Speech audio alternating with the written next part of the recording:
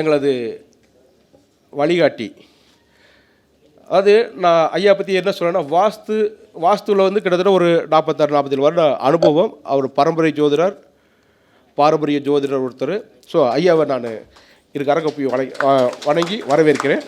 இந்த விழாவில் வாஸ்து சம்பந்தமாகவோ ஜோதிட சம்பந்தமாகவோ தன்னோட அனுபவங்களை வந்து நம்மளுக்கு பகிர்ந்து கொடுப்பார். இல்லை, ஒருத்தர் சொன்னால் நான் பேசிக்கிட்டே இருக்கேங்க, எல்லோரும் சலச்சலன்னு பேசுகிறாங்கன்னு. உங்கள் பேச்சு அப்படி இருக்குங்கன்னு சிரிச்சுக்கிட்டே சொன்னேன். அதனால் உங்களுக்கு கருத்துள்ள செயல்களை சொல்லணும் சார். இப்போ வந்து இன்றைக்கி என்ன கிழமை? ஞாயிற்றுக்கிழமை. அடுத்த நாள் திங்கட்கிழமை. ஒருத்தர் சொல்கிறாரு செவ்வாய்க்கிழமைன்னு சொல்கிறாரு. நீங்கள் என்ன பதில் சொல்லுவீங்க? இல்லை கேலண்டரில் போட்டிருக்குன்னு சொல்லுவீங்களா? வாணி இல்லாததுக்கு காரணம் சொல்லணும் சார். புரியுதுங்களா? டெல்லியில் ஒரு நண்பர் பேசும்போது வடக்கு கிழக்கு தான் கழிவு நீர் போகணும், தண்ணி போகணும்னு. ஒரு லேடி மாணவி எந்திரிச்சு கேட்டாங்க, வடக்கு கிழக்கு தண்ணி போகணும்னா ஏன்னு கேட்டாங்க. ஏன்னா இன்றைய உலகம் ஏன்னு கேட்குற உலகம் சார். அந்த காலத்துலலாம் நாங்கள் குருநாதர்கிட்ட ஏன்னு கேட்கவே மாட்டோம். அவர் ஒரு சிங்க பார்வை பார்ப்பார், அவ்வளோதான். இந்த ஜாதகம் சொல்லும்போது அப்படியே மௌனியாக உட்காந்துருப்போம்.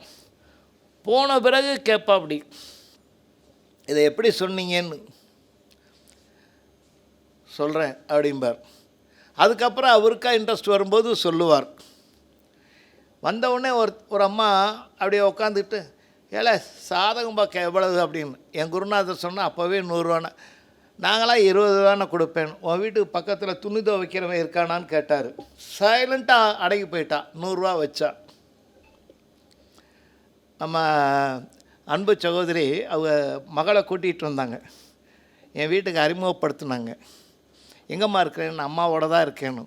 உன் வீட்டுக்கு பக்கத்தில் கடை இருக்குதான்னு கேட்டேன். ஆமாங்கன்னு. 2 பேர் அதில் சேவிங் பண்ணுறான் நான். ஆமாங்கன்னு.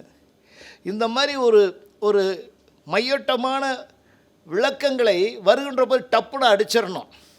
இனி ஏதாவது கேள்வி கேட்டால் அவன் ஏதாவது பதில் சொல்லுவான்டான்ட்டு பேசாமல் இருக்கணும். நான் சொல்கிறது புரியுதுன்னு உங்களுக்கு நினைக்கிறேன். வந்த உடனே ஒரு தசாபத்தியை போட்டுக்கிட்டு இந்த தசை நல்லா இருக்குங்க அப்படின்னு சொல்கிறத விட, முதல்ல வந்தவனே அவனை சப்புன்னு அரைஞ்சி உட்கார வச்சிடணும் சார். அவன் கேள்வியே கேட்கக்கூடாது. ஐயா நான் எவ்வளோவியா? 500 ரூபா கொடு. இதுக்கு 500 ரூபான்னு அவன் கேட்கவே கூடாதுங்க. ஆக அந்த அளவுக்கு உங்களை நீங்கள் உருவாக்கி கொள்ள வேண்டும். தம்பி சொன்னார், வீட்டில் வந்தவனே இந்த நட்சத்திரமா நீன்னு கேட்பார், உங்கள் குழந்தை இந்த நட்சத்திரமான கேட்பானா. வெறும் இதெல்லாம் விந்தை இல்லைங்க.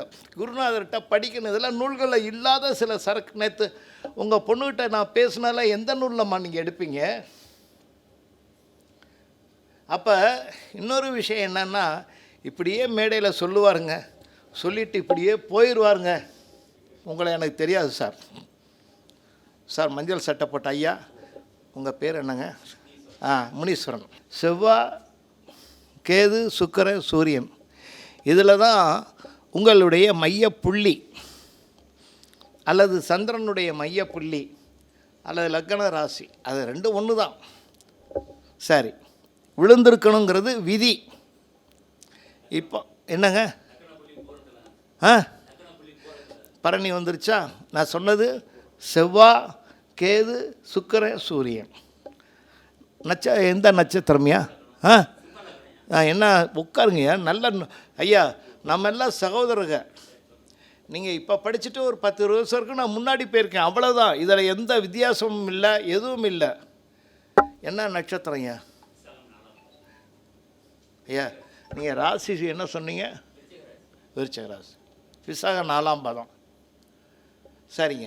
இப்போ தசை வந்து செவ்வாய், கேது, சுக்கிரன், சூரியனில் ஏதாவது நடக்குதா? சரி தம்பி, இப்போ சொல்லிடுறேன் ஐயா, ஒன்றும் பிரச்சனை இல்லை. ஐயா உட்கார தம்பி. தம்பியை சப்புன்னு அரைஞ்சி விடுவேன். ஏன் தெரியுமா? என்கிட்ட அடி வாங்கணும்னு நினச்சிக்கிட்டே இருக்கார் ஹரிபாலன். ஒருத்தன் ஜாதகம் பார்க்க வந்தால், உங்களுக்குன்னு சொல்லலை, அவருக்கு மட்டும் சொல்லலைங்க, உங்கள் எல்லாருக்கும். ஒருத்தர் ஜாதகம் பார்க்க வந்தால் அன்றைக்கு என்ன ராசின்னு பாருங்கள். அன்றைக்கு என்ன ராசின்னு பாருங்கள். ஏதாவது ஒரு ராசி சொல்லுங்களேன் தம்பி. என்ன தம்பி சொல்லுங்கள் சீக்கிரம். சரி, விருச்சிக ராசிக்கு அதிபதி யாருங்க ஐயா? செவ்வாய்.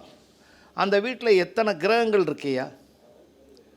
என்னங்க ஐயா? குரு, சனி, புதன் இருக்குது. இந்த நட்சத்திர காலில் தான் அவன் பிறந்திருப்பான். அவன் லக்னமாக இருக்கும், அவன் ராசியாக இருக்கும் ஐயா. ஆச்சுங்களா? உங்கள் லக்னம் என்ன சொன்னீங்க? இங்கே பாருங்கள், இன்னொரு உதாரணம்.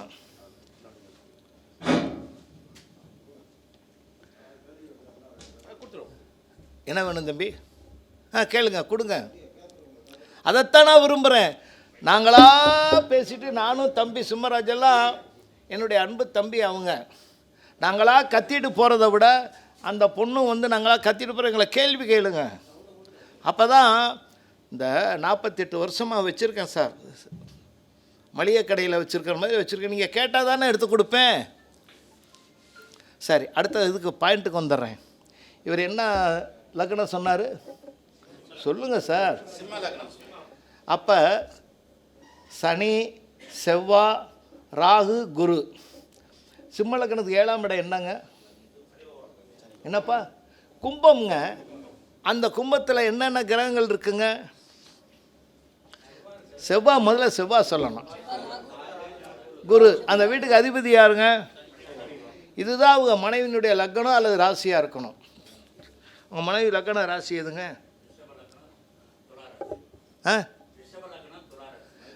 என்ன என்ன புள்ளியில் விழுந்திருக்கு, அதுதான் முக்கியம். சரி, ரிஷப லக்னம் வந்து என்ன நட்சத்திர லக்ன புள்ளியில் விழுந்திருக்கு?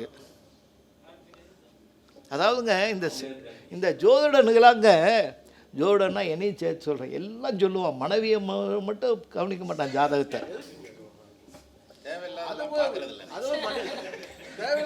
தம்பி நீ சும்மா இருக்க மாட்டியா? இந்த உங்கள் அம்மா உட்காந்துருக்க, வெளியில் போய் எடையை திட்டுவா உடையை திட்டுவாப்பா. தலையில் ஏகப்பட்ட பிரச்சனைகளை வச்சுக்கிட்டு இருக்கிறேன், நீ வேற.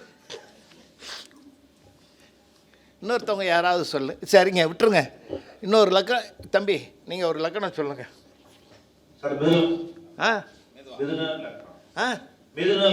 சரி, இருங்க அப்படியே வச்சுருங்க. இப்போ மனைவியை பார்க்குறோம், அவர் கொஞ்சம் தெரியல, ஆமாம் ரெட்டப்படையில் பேசிட்டார், அதனால் விட்டுருவோம். மிதுன லக்னத்துக்கு 5வது இடம் என்னங்க? துலாம். துலாத்தில் என்ன இருக்குங்க? முதல்ல வீட்டுக்குடையவன் சுக்கிரன், அதுக்கடுத்து வியாழன். இப்போ இதில் தாங்க உங்கள் பிள்ளையினுடைய நட்சத்திரமோ லக்னமோ ராசியோ அமைஞ்சிருக்கும். முதல் குழந்தை என்ன லக்னம்? என்ன நட்சத்திரம்?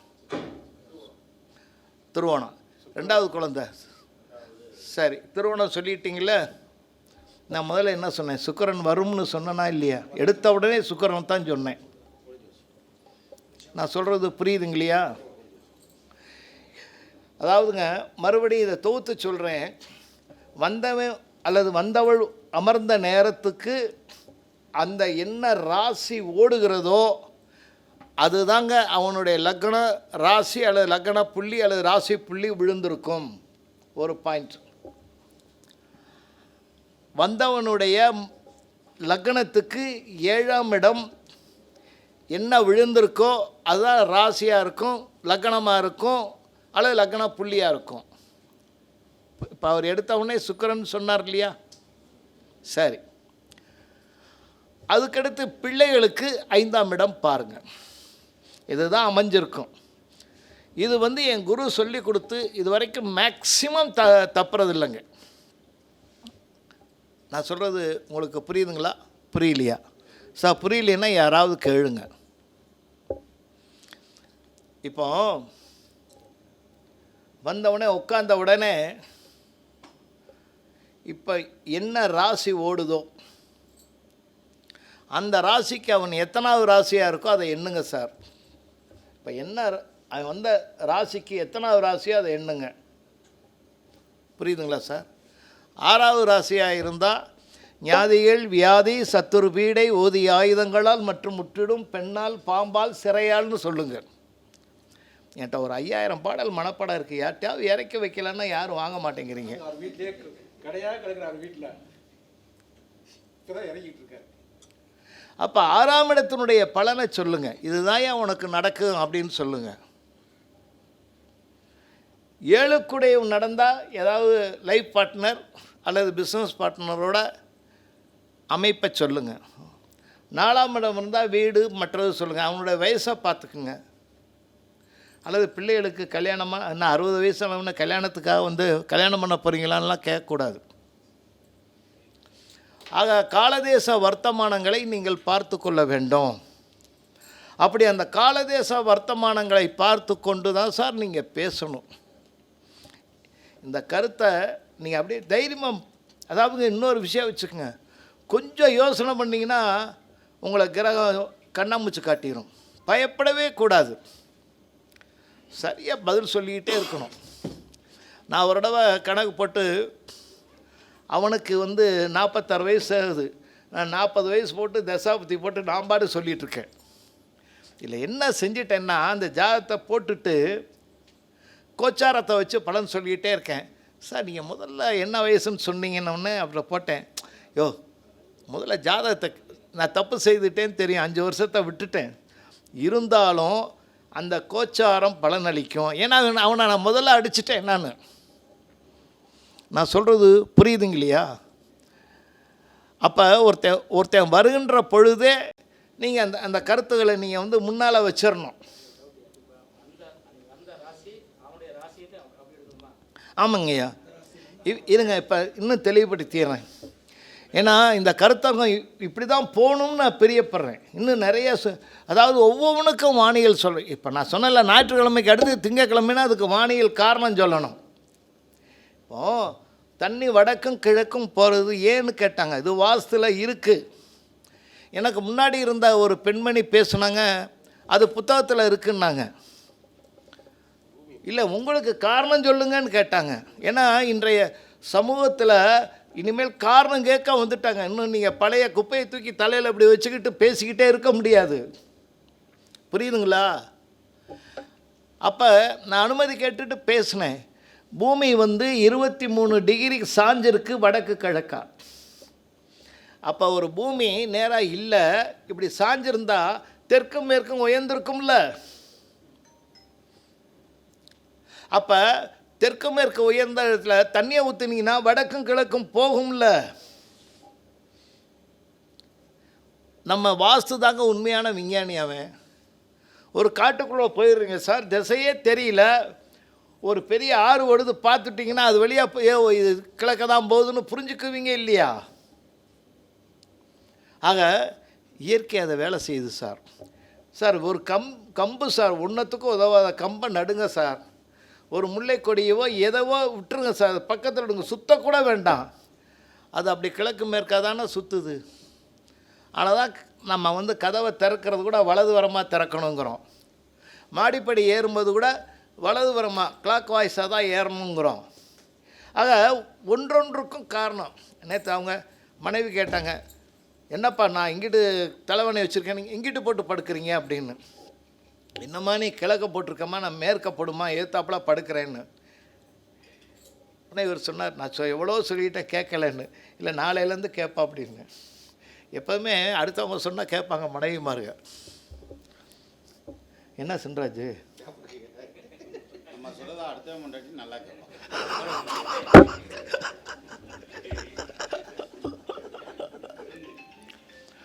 அது படுக்கிறது கூட அதுதாங்க. ஒருத்தர் கேட்டார், வடக்க தலை வைக்கக்கூடாது வாஸ்துப்படி அப்படின்னு. ஏன்னு கேட்டார். அந்த வாஸ்து நடத்துகிற ஒருத்தர் சொன்னார் வகுப்பில், உட்கார், நூலில் சொல்லியிருக்கு நான் சொல்கிறேன் அப்படின்னு. அவங்க உட்காரல சார், கச்சமுச்சன்னு பேச ஆரம்பிச்சிட்டான். அப்போ தான் சொன்னேன், வடக்க ஒரு காந்த ஆற்றல் ஏற்படுதுங்க. வடக்கு இது எப்படி நான் மெய்ப்பிக்கிறதுங்க அப்படின்னா, காம்பஸ் எடுத்து வச்சிங்கன்னா அந்த முள் வடக்க தான் காட்டும். இப்போ அவங்க இதில் வந்துருச்சு. அப்போ அந்த காந்தாற்றல் அப்படியே வடக்க காமிக்கும் போது அந்த காந்தாற்றல் அப்படியே வருது சார். அது தெற்க ஸ்டோரேஜ் ஆகுது. அந்த காந்த ஆற்றல் அதிகமாக ஸ்டோரேஜ் ஆச்சுன்னா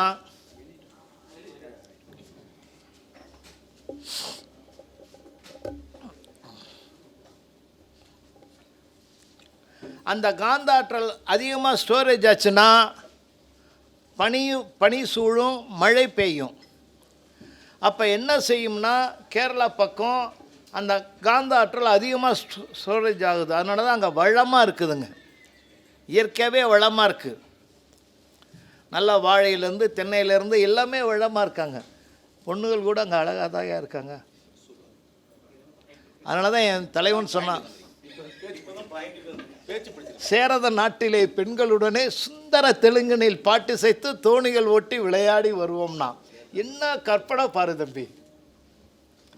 சேரத நாட்டு பெண்களுடனே எப்படி அழகா சொன்னான். அப்போ ஏன் அந்த காந்த ஆற்றல் இந்த இந்திய வரைபடத்தில் நீங்கள் அறிவியலையும் இங்கே கொண்டுட்டு வந்தீங்கன்னா அங்கே வந்து பனியும் அங்கே மழையும் ஈரப்பதமும் அதிகமாக இருக்குங்க. அப்போ நம்மளுடைய பத்திரிகையில் என்ன போடுறான், இந்த டேட்டில் தென்மேற்கு பருவக்காற்று வந்துருச்சு போடுறானா இல்லையா? அது அப்படியே வடக்கு நோக்கி போகுது. அப்போ மழை பெய்யுது தென்மேற்கு வரும்போது வடகிழக்கு வந்து ஆடி ஆவணியில் அடமழையாக நமக்கு வருது. அதனால தான் சார் வடக்கை வந்து தலை வச்சு படுக்கக்கூடாது. காந்த ஆற்றல் வர வர மண்டமுலையில் குழம்பிடுது. ஏற்கனவே குழம்பிட்டு இருக்காங்க நம்மளை. என்ன தம்பி? அப்போ இதை குழம்புனா என்ன ஆகிறது? அதனால தாங்க நீங்கள் வாஸ்துவை எடுத்திங்கன்னா ஒவ்வொன்றிலையும் விஞ்ஞானபூர்வமாக பார்க்க முடியும் சார். அது மட்டும் இல்லை, தம்பி அழகாக சொன்னார், பேசும்போது ஒரு அருமையாக சொன்னார். எப்போ பூஜை போடுறீங்களோ முதல்ல மம்புட்டி எடுத்து மண்ணை தோண்டும் போதே அந்த நேரத்தை குறிச்சிக்குங்க. அதுக்கு சிவகாசி நேரம் இல்லை, சிவகாசி லோக்கல் டைம். அதைத்தான் அழகாச்சு. அதுதான் நான் பெருமை. இது வரைக்கும் யாருமே சொல்லலைன்னு நம்ம எதுக்கு சொல்லணும்னு நான் பேசாமல் வந்துட்டேன். இனிமேல் சொல்கிறேன், பயப்பட வேண்டாம். லோக்கல் டைம்னு பேருங்க, அதை குறித்து போடணும். அதுக்கு முன்னாடி இன்னொன்று என்ன சொல்கிறேன்னா, ஒன்று ஃபோனில் பேசுவாங்க, எங்கள் வீட்டுக்கு வாஸ்து பார்க்க வரணும் அல்லது தோட்டத்துக்கு வாஸ்து பார்க்க வரணும்னு சொல்லுவாங்க. இல்லைன்னா அலைபேசியில் அழைக்கும் போதே டயத்தை பார்த்துடணும். அப்போ 4ஆம் இடத்துல பாவகிரகங்கள் இருந்தால் கொஞ்சம் யோசிக்கணும். உதாரணமாக கேது இருந்துச்சுன்னா செத்த நாய், அழுகுன நாய் அங்கே உள்ளே கிடக்கும் சார். ராகுவும் சனியும் இருந்துச்சுன்னா மாடுகள் மற்ற விலங்குகள் கிடக்கும். சனியும் செவ்வாயும் இருந்தால் மனித பிணம் கிடக்கும். புரியுதுங்களா? நான் ஒரு வீட்டுக்கு போயிருந்தேன், இதெல்லாம் குறித்து வச்சுக்கோங்க சார். அவங்க கேட்டப்பவும் நான் குறிக்க முடியல.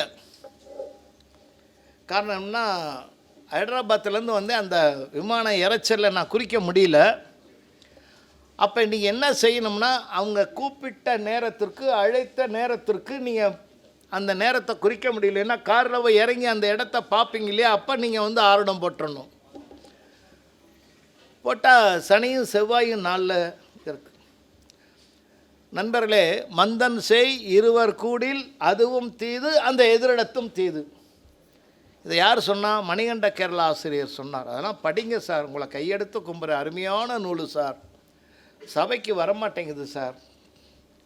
மந்தன் செய் இருவர் கூடில் அதுவும் தீது அந்த எதிரிடத்தும் தீது. அப்போ 4ஆம் இடத்துல இருக்குது செவ்வாசன். அப்போ என் குருநாதர் சொல்லி கொடுத்தோம்லாமா வாஸ்து நூலில் இது இருக்குது, பிணம் கிடக்கும்னு. நான் போய் நின்ற இடம் ஒரு பெரிய இடம். பிணம் கிடக்குன்னு சொன்னால் என்னை கட்டி வச்சு முதுகு தோலை உரிச்சிருவானு. என்ன பண்ணுறதுன்னு யோசனை. ஏன்னா அந்த அரண்மனை வாங்கியிருக்காங்க இவங்க. அப்போ ஒரு சின்ன தைரியம் என்ன வந்துச்சுன்னா, அரண்மனைன்னா எல்லா வேலையும் நடந்திருக்கும் அல்லவா அப்படின்னு நினச்சேன். அப்புறம் அந்த இதெல்லாம் பார்த்துட்டு தலைவாயில் மற்றதெல்லாம் சொல்லிவிட்டு, அவர் பெரிய ஒரு ஜெயஜாண்டி ஃபிகராக உட்காந்துருக்காங்க. பார்த்தாலே பயமாக இருக்குது. ஆனால் பயப்படவே கூடாதுங்க. எல்லாத்த விட நம்ம தான் மேலே அப்படின்னு நினைக்கணும். அப்படி தைரியம் நீங்கள் வந்தால் தான் நீங்கள் சொல்ல முடியும். ஐயா இங்கே எத்தனை வருஷம் ஆச்சு நீங்கள் வாங்கின்னு? நாங்கள் வாங்கி 16 வருஷம் ஆச்சு, எல்லாமே சரியாக வருதுன்னு. ஆனால் அவங்க மருமகளுக்கும் சின்ன மருமகளுக்கும் அடிக்கடி கரு கலையுதே அப்படின்னு. ஆமாங்க, ஆனால் பெரிய மருமகளுக்கு ஹைதராபாத்தில் போய் கரு உண்டாயிருச்சு. அதே ஹைதராபாத்தில் சின்ன மருமகளுக்கு போனால் ஃபெயிலியர் ஆயிடுச்சுன்னு. ஏன்னா 2-3 தடவை கலைச்சிருப்பீங்களான்னு கேட்டேன். அப்படி பார்த்தார் சிங்க பார்வை. இதை எப்படி சொன்னீங்கன்னு. உங்கள் சின்ன மருமக கேட்ட நட்சத்திரமான்னு கேட்டேன். ஆமாங்கன்னாங்க. என் அன்புக்குரியவர்களே, பெண்மை கேட்ட நட்சத்திரமாக இருந்தால், மறுபடியும் நான் சொல்கிற பாயிண்ட்லாம் ஒன்று என்னுடைய அனுபவம் மட்டுமில்ல, எல்லாமே அங்கங்கிருந்து எடுத்தது. அது 4ஆம் பாதத்தில் இருந்தால் அந்த பெண் அடிக்கடி கருக்கலைப்பா இல்லை கருக்கலைக்கிற சூழல் வரும். இது பாருங்கள் சார், அணு ரீதியில் பாருங்கள். அப்போ இவர் போய் கேட்க போயிருக்காரு, கூட ஒருத்தர் போகிறார். அவர் சொல்லியிருக்காரு, இவர் ஒன்றா சொல்கிறாரு, சில விஷயங்களை மையோட்டத்தில் சொல்கிறாரு அப்படின்னு. மையோட்டமே இல்லை சார், இப்போ நான் எல்லாமே கொட்டிகிட்டு இருக்கிறேன், அன்பு மாணவர்களுக்காக கொட்டிகிட்டு இருக்கு. இந்த கேட்ட நட்சத்திரம் யார் பிறந்தாலே உடனே பிரச்சனை வரும் சார். அந்த கரு கலையும் சார், ஒன்று அதான் கலையும், இல்லைன்னா அவங்க கலைப்பாங்க, அல்லது கலைக்க வேண்டிய சூழல் வரும். 3 பாயிண்ட்டை சொல்லிட்டேன் சார். அவங்க வாழ்க்கையில் நடக்கும். ஒரு பெண்ணுக்கு கல்யாணம் ஆகி 3 வருஷம் ஆச்சு, நல்ல குழந்தை பிறந்துருச்சு, இன்னொரு குழந்தை வயிற்றில் இருக்க 2 மாதம்னாங்க. சரிம்மாண்ணேன். அப்போ எங்கேயோ நான் பேசினேன், ஸ்ரீவில்லிபுத்தூரில் டபக்குன்னு ஃபோன் பண்ணி கேட்டாங்க. கேட்டேன், 4ஆம் பாதம் எனக்கு கரு கலையும்னு, எனக்கு கரு கலையிலையேன்னாங்க. ஏம்மா நான் வாயை வச்சுட்டு சும்மா இருங்கம்மான்னு. 4ஆவது நாள் கரு கலைஞ்சிருச்சு. அதனால் அவங்க இறங்கின நேரத்தில் நீங்கள் போடணும் சார். அவர் ஆமாம், என் சின்ன மருமக கேட்ட நட்சத்திரம் தான் நாங்கள். திரும்ப வந்து உக்காந்தார். ஐயா அப்படின்னு.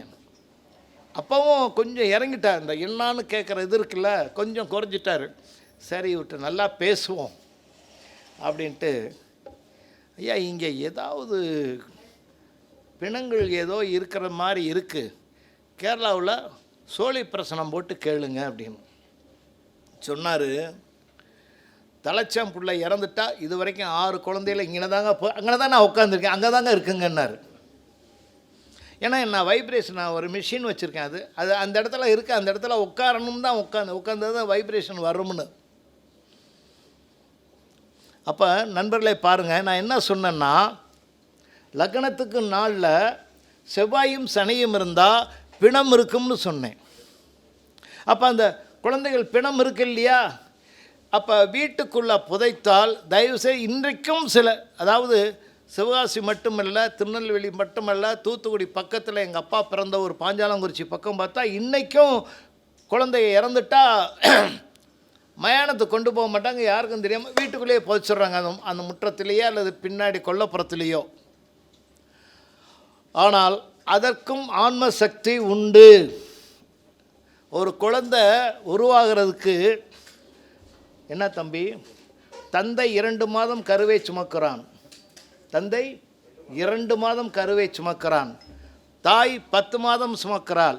ஆக 12 மாதம் கழித்து ஒரு கரு உண்டாகுது இல்லையா? என்னங்க எல்லாரும் அமைதியாக இருக்கீங்க?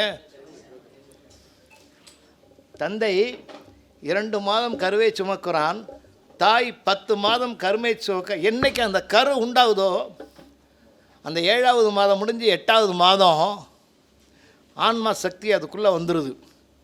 அது வெளியில் வந்து இறந்தாலும் கூட அந்த ஆன்ம சக்தி அதுக்குள்ளே இருக்கும். அதனால் வீட்டுக்குள்ளே புதைக்கவே கூடாதுங்க. இதெல்லாம் நீங்கள் தைரியமாக சொல்ல முடியும் சார். ஒரு வீட்டில் போனோம், ஒரு நல்ல வீடு கட்டிட்டாங்க. எடுத்த உடனே சொன்னேன், தம்பி சொன்னது மாதிரி சொன்னேன், 4 சூரியன் நீசம், அரசாங்க தொந்தரவு இருக்கா? இருக்குது. ஆமாம், நீங்கள் முதல்ல பூமி பூஜை செஞ்சீங்களா? உங்கள் அப்பாவை கூப்பிட்டீங்களா? அந்த ஆளை கூப்பிட்ற எதுக்கு சார்னா? அப்போ அது சூரியன். ஆமாம் ஐயா, என்னையும் கொஞ்சம் கவனிக்க ஐயா. அப்போ தம்பி என்ன சொன்னார், இன்ன இடத்துல இன்னென்ன கிரகங்கள் இருந்தால் இன்னங்கிறது சரியாக இருக்கு இல்லையா, இதை நடைமுறைக்கு கொண்டு வரணும் சார். என்னங்க ஐயா நான் சொல்கிறது, நடைமுறைக்கு கொண்டு வந்தால் சரியாக இருக்கும். அதற்கு ஆரிடமும் நிறைய படிக்கணும் சார். பழைய நூல்கள் அத்தனையும் நீங்கள் படிக்கணும் சார். படித்தால் உங்களுக்கு நிச்சயமாக சரி வரும் சார். வெந்நீராடை மூர்த்தியை உட்காந்துருக்காரு. நாங்கள் ஒரு கேபி மாநாடு. ஏன் படிக்க சொல்கிறேன், ஏன் பல நூல்களை படிக்க சொல்கிறேன்னு சொல்லிட்டு மட்டும் முடிக்கிறேன். ஏன்னா தம்பி ஜாம்பவன் வந்திருக்காங்க, சத்யா இருக்காங்க, இன்னும் பலர் இருக்காங்க. நான் மட்டும் மேலே பேசுகிற போகிறோம். எனக்கு மேலே தானே இருக்கேன் தம்பி. இல்லை ஏற்றி விட்டு பாருங்க தம்பி.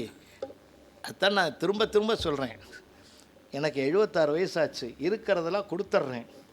அது மட்டும் இல்லை, என் வீட்டுக்கே வர்றார் சாவி. உலகத்தில் இருக்க அபூர்வமான புத்தகங்கள்லாம் தேடி வச்சுருக்கேன். அபூர்வமான புத்தகங்களெல்லாம். போன தடவை தம்பி பேசிட்டு கிளம்பும்போது கூட ஒரு 800 ரூபாய்க்கு புத்தகம் வாங்கியிருந்தேன். சில நேரம் 2000 ரூபாய்க்கு வாங்குவேன், சில நேரம் 5000 ரூபாய்க்கு. 5000 ரூபாய்க்கு வாங்கினா வேறு போட்டுருவேன், என்னுடைய டிரைவர் இது போட்டுருவேன். ஏன்னா என்னுடைய ஏலாம்னா 5000 ரூபாய்க்கா வாங்குறீங்கன்னு. புரியுதுங்க இல்லையா?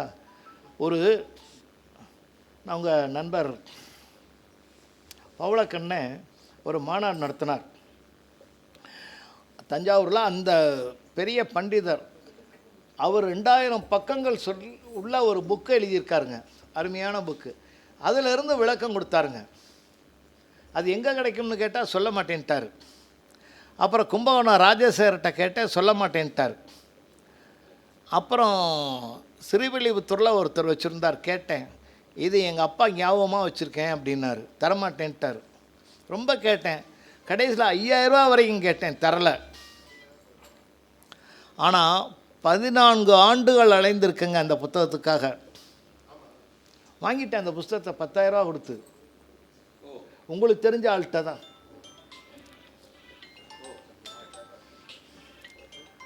அந்த புத்தகம் வாங்குற அந்த வெறி இருக்கணும் சார் உங்களுக்கு.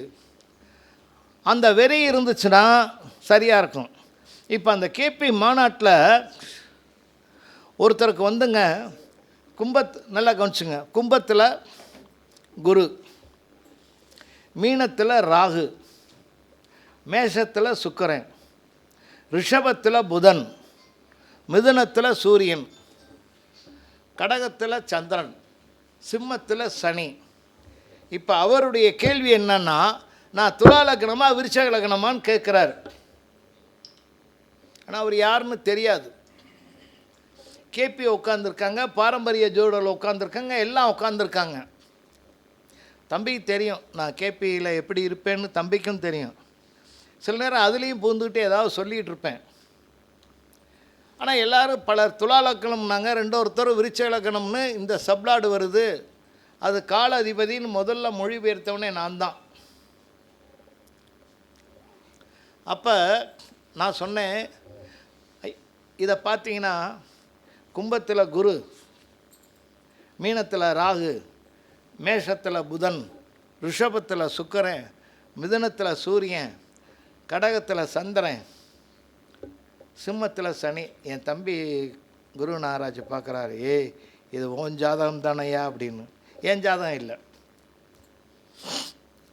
அப்புறம் நான் சொன்னேன், இவர் நிச்சயமாக விருச்சகத்தில் தான் பிறந்திருப்பார் அப்படின்னு. இந்த கூட்டத்துக்கு வர்றதுக்கு 4 நாளைக்கு முன்னாடி ஒரு சாமியாரிடம் ஒரு 11 வருஷம் இருந்து, இவர் போஸ்ட் கிராஜுவேட், அப்போ தான் தீட்சை வாங்கிட்டார், துறவி ஆகிட்டார். அவருக்கு ஞானதேசிகன் பேர் வச்சுட்டாங்க. நான் சொன்னேன், இவர் தேசிகனாக இருக்கணும், அவர் பேர் வேறு, இவர் தேசிகனாக இருக்கணும், அதனால தான் விருச்சக லக்னம்னு. அந்த சாருக்கு கோவம் வந்துச்சு, கேபி மகனுக்கு. புலவர் தேவையில்லாமல் எதுவும் புத்தகத்தில் இருக்குங்க, எந்த புத்தகத்தில் காமிக்க முடியுமான்னு ரொம்ப கோவம். சார், நம்ம ஒன்று பேசுகிறோம்னா காரணம் இல்லாமல் சொல்ல மாட்டோம் அப்படின்னு சொல்லிட்டு, இதை தமிழர் எளிமையாக சொல்லுகிறேன். லக்னத்துக்கு 4ஆம் இடத்துல அமர்த்திடுங்க குரு இருந்து 10ஆம் இடம் வரைக்கும் இடைவிடாமல் கிரகம் இருந்தால் இவன் தேசியன்னு சொல்லியிருக்காங்கன்னு அந்த நேரம் குமாரசாமியை கையில் வச்சுருந்தேன். அதை எடுத்து தேசியனே வருதுங்க அந்த பாட்டு. யாரும் மறுக்க முடியல சார். இது நான் சொன்ன பெருமை இல்லை. அந்த ஜாதாலங்கார ஆசிரியர் என்ன சொல்கிறாருன்னா, யாரெல்லாம் துறவி ஆவான்னு சொல்லும் பொழுது தேசியங்கிற வார்த்தையை அவன் கடைசி வரைக்கும் இன்றைக்கி வரைக்கும் கல்யாணம் பண்ணலை. அவன் இன்றைக்கி ஒரு பெரிய ஆளாக இருக்கிறான். நிறையா ஆசிரமம்லாம் கட்டிட்டான் தம்பி. நிறைய காரெலாம் வாங்கிட்டான். நிறைய சிசியில் நிறைய சேர்ந்துருச்சு. ஆமாம், சத்யா சிரிக்கிறாங்க. ஏன்னா அவங்க ஊருக்காரர் தானே அந்த சாமி. இப்போ ஊட்டியில் ஒரு பெரிய இடம் வாங்கியிருக்கேன், கட்டுற ஆசிரமம் நான் தான் போட்டு கொடுக்குறேன். அப்போ அவருக்கு அந்த சாமியார் இருக்கின்ற ஒரு அம்மா வந்து அப்படி இப்படி வந்தாங்க. நான் சாமிகிட்ட கூப்பிட்டு சொல்லிட்டேன், நான் பிளான் போடும்போது யாரும் குறுக்க வந்தோன்னா இதாகும், உங்கள் குருநாதர்கிட்ட சொல்லுன்னு. ஏன்னா நானும் குருநாதர் எப்படி இருக்கோம்னு அந்த பொண்ணுக்கு தெரியாது இல்லையா. எல்லா இடத்துலையும் இப்படி ஒரு இடர்பாடு இருக்கும். அதனால தான் நான் பழைய நூல்களை தயவு செய்து படிக்க சொல்கிறேன். வாஸ்து படிங்க. முதல்ல வந்து வாஸ்து, ஜோதிடம், வானியல் படிக்கிறதுக்கு முன்னாடி பிரசனம் படிங்க சார். அது ஒன்று தான் சார் உங்களை காப்பாற்றும். பிரசனம் படிச்சிட்டிங்கன்னா போதும். கையில் 44 இருக்கிற மாதிரி டப்பு டப்பு டப்புன்னு எடுத்து சுட்டுக்கிட்டே போகலாம். ஜாதகத்தை அப்படியே வச்சுக்கிட்டு ஜாதகத்தில் தப்பாக இருந்தால் என்ன பண்ணுவீங்க? சிலர் பார்த்தீங்கன்னா, இந்த நாள் ஒருத்தவங்க வந்தாங்க, ஒரு கிராமத்துக்காரவங்க, என்னையா 8 கிரகம் இருக்குங்கிற, அதை வச்சு பலன் சொல்லுங்கள் சார். தப்புண்ணா என்ன சார் நான் செய்வேன்? அப்புறம் ஒரு ஜாதகம் வந்து உட்காந்த உடனே நான் முதல்ல பேசுகிறதுக்கு முன்னாடி போட்டுக்கிட்டு இருக்கேன். சார் மொதல் குழந்தை என்ன குழந்தை அப்படின்னாரு. போட்டுக்கிட்டு இருக்கேன் சார், சொல்கிறேன் சார் அப்படின்னு. சொல்லுங்கள் அப்படின்னாரு. என்னடா சரி, இவனை ரவுண்டில் விடணும்னு நினச்சிட்டு, ஐயா உனக்கு லக்னம் சிம்ம லக்னம் அதில் இருக்குது இதில் இருக்குது அப்படின்னு 12 பாவத்தையும் லேசாக ஒரு 3 நிமிஷம் சொல்லிட்டு இருந்தேன். அடுத்த வார்த்தை கேட்டால் பாருங்கள், தூக்கி போடு. சரி மேலே வாங்கன்னா, பாடி வாங்கன்னா, பாடி நான் விற்கிறது இல்லைங்கன்னு. அப்புறம் தான் சொன்னேன், உனக்கு முதல் குழந்தை பிறக்குமையா, அதை நீ தத்து கொடுத்துட்டேன்னு. அது பிறகு அமைதியாகிட்டான். அதனால் இந்த மாதிரி உங்களை நீங்கள் உருவாக்கி கொள்ள வேண்டும். உங்களுடைய பேச்சு வந்து ஆணி அடித்தது மாதிரி இருக்கணும் சார். உங்களை மிஞ்சி நீங்களாம் ஜோதிடர்கள், உங்களை மிஞ்சி ஒருத்தன் அந்த கண்ணாடி கதவை தாண்டி போயிடக்கூடாது சார். அந்த அளவுக்கு இருக்கணும், அந்த அளவுக்கு படிக்கணும். இனி அடுத்தடுத்த வகுப்பில் வந்து வானியல் சம்பந்தமாக சில கருத்துக்கள் சொல்லித்தரோம் சார். எப்படி சித்திரைக்கு அடுத்து ஏன் வையாசி வச்சோம்னு சொல்லித்தரேன். ஞாயிற்றுக்கிழமைக்கு அடுத்து எப்படி திங்கக்கிழமைன்னு வச்சு சொல்லித்தரேன். திதி சொல்லித்தரேன் சார். திதினா அவங்க சொல்கிற திதியோகமே இல்லை, நான் சொல்கிற திதியோகம் இல்லை. முடிஞ்ச வரைக்கும் நான் கொடுக்க தயாராக இருக்கேன். நீங்கள் வாங்க தயாராக இருந்தால். நன்றி, வணக்கம்.